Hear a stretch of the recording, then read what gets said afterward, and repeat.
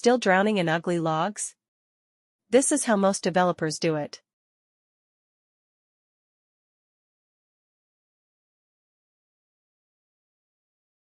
But this? This is how you debug like a pro.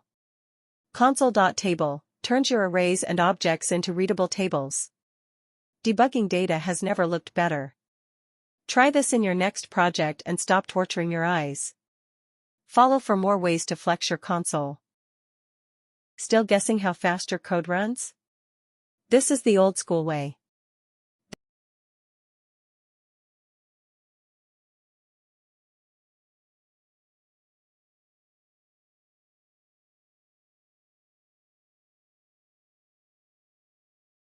This is the smart way.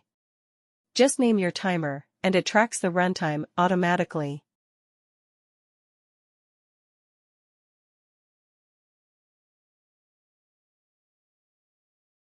Clean, simple, accurate.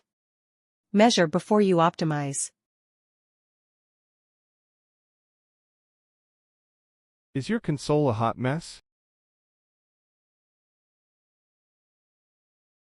We've all done this.